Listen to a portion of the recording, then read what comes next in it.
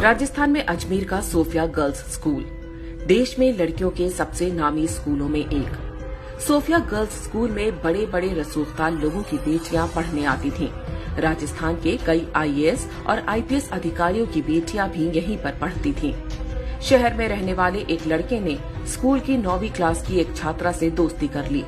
छुट्टी के बाद वो छात्रा लड़के के साथ घूमने फिरने जाने लगी। लड़के ने छात्रा की अश्लील फोटो खींच ली। इसके बाद जो कुछ हुआ वो देश में अपराध के इतिहास में एक काले अध्याय की तरह दर्ज है, लेकिन आज भी भारत में इसके बारे में बहुत कम लोगों को पता है। ये घटना है वर्ष 1992 की और इसे अजमेर सेक्स स्कैंडल के नाम से जाना जाता है। सोफिया कॉलेज की 9वीं क्लास की छात्रा से दोस्ती करने वाले युवक का नाम था फारूक चिश्ती। उसका परिवार अजमेर के ख्वाजा मोइनुद्दीन चिश्ती की दरगाह पर खादिम का काम करता था। फारूक चिश्ती अजमेर युवा कांग्रेस का अध्यक्ष भी था। छात्रा को प्रेम जाल में फंसाने के बाद फारूक चिश्ती ने उसकी अश्लील तस्वीरें ले ली और फिर ब्लैकमेल करना शुरू कर दिया। पहले छात्रा का यौन शोषण होता रहा, फिर उससे कॉलेज की दूसरी सहेलियों को लाने को कहा गया। एक के बाद एक लड़कियां इस जाल में फंसती गईं और इज्जत बचाने के लिए वो अपने साथ दूसरी लड़कियों को भी लाती गईं। कुछ से तो उनकी भाभी और बहनों को लाने को भी कहा गया था। पहले एक लड़की, फिर दूसरी और फिर तीसरी। बहुत जल्द ही इस गिरोह के जाल में लगभग 200 से अधिक हिंदू लड़कियां फंस चुकी थीं। अपुष्ट दावों के अनुसार लगभग 250 लड़कियां गिरोह के जाल में फंस चुकी थीं। ये लड़कियां किसी गरीब या मध्यम वर्गीय परिवारों की नहीं, बल्कि अजमेर के सबसे रईस परिवारों की थीं। यह सब कुछ होता रहा और किसी लड़की के घर वालों को भनक तक नहीं लगी। यह मात्र संयोग नहीं था कि सिर्फ हिंदू लड़कियों को ही निशाना बनाया गया, मुस्लिम लड़कियों को छुआ तक नहीं गया। जिन लड़कियों से बलात्कार हुआ उनमें से अधिकांश 10वीं और 12वीं क्लास में पढ़ती थीं। मास्टरमाइंड फारूक चिश्ती अकेला नहीं था, उसके साथ अजमेर शरीफ दरगाह से जुड़ा एक पूरा गिरोह सक्रिय था। उसके मुख्य सहयोगी थे नफीस चिश्ती और अनवर चिश्ती। ये दोनों भी युवा कांग्रेस के नेता थे। बहुत संगठित ढंग से उनका गिरोह अपना काम करता रहा। मजहबी और कांग्रेसी संरक्षण मिला हुआ था, इसलिए डरने की वैसे भी कोई बात नहीं थी।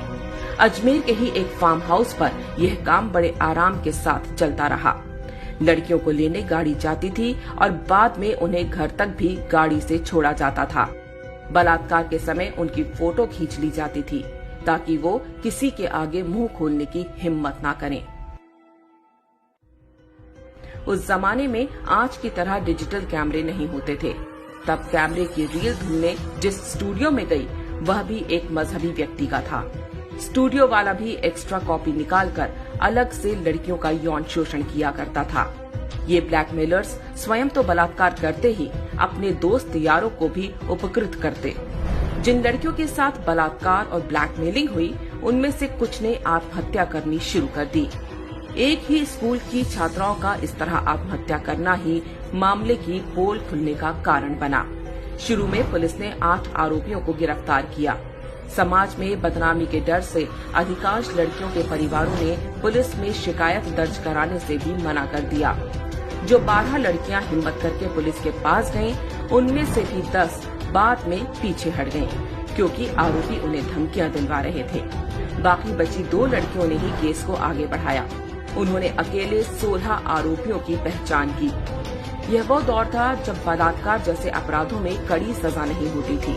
घटना के 6 वर्ष बाद जिला न्यायालय ने 8 आरोपियों को उम्र कैद की सजा सुनाई, लेकिन मुख्य आरोपी फारूक चिश्ती ने खुद को मानसिक रोगी घोषित करवा लिया, जिससे उसके मुकदमे की सुनवाई लटक गई। जिन आरोपियों को उम्र कैद हुई थी उनकी भी सजा को 10 साल की जेल में बदल दिया गया। एक फरार आरोपी सलीम नफीस 19 वर्ष बाद साल 2012 में पकड़ा गया। बाद में वह भी जमानत पर छूट गया। जब इस बलात्कार कांड का भंडाफोड़ हुआ तो राजस्थान में कांग्रेस का पूरा सिस्टम आरोपियों को बचाने में जुट गया। जो भी सामने आता उसे डरा धमका कर चुप करा दिया जाता। कहा गया कि आरोपियों पर कार्रवाई हुई तो सांप्रदायिक माहौल खराब हो जाएगा। बलात्कारी एक मजहब विशेष के थे, इसलिए मोमबत्ती गैंग भी तब लड़कियों के बजाय बलात्कारियों के समर्थन में खड़ा हो गया था। सबका प्रयास यही था कि देश के लोगों को अजमेर की ख्वाजा मोइनुद्दीन चिश्ती की दरगाह की आड़ में हुए इस घिनौने और बर्बर कांड की कानों कान खबर न लगने पाए। उन्हें चिंता थी कि इससे दरगाह पर आने वाले हिंदुओं की संख्या कम हो सकती है। वास्तव में अजमेर गैंगरेप कांड की शुरुआत लव जिहाद से हुई थी। पूरी तरह से धार्मिक पहचान के आधार पर हिंदू लड़कियों को जाल में फंसाया गया। हिंदू आश्रमों और साधु संतों पर बेहूदी फिल्में बनाने वाले जिहादी बॉलीवुड ने भी कभी अजमेर के खादिमों के हाथों हुए इस बलात्कार कांड पर कोई फिल्म नहीं बनाई। अजमेर में मत्था टेकने के लिए जाने वाले हिंदू ना तो दरगाह के इतिहास के बारे में जानते हैं और ना यहाँ के खादिमों के हाथों हुए देश के सबसे बड़े बलात्कार कांड के बारे में। उनको ये भी आभास नहीं होता कि ये मात्र किसी सूफी की दरगाह नहीं, बल्कि यहाँ ना जाने कितनी अबोध हिंदू लड़कियों की चीख भी दफन है।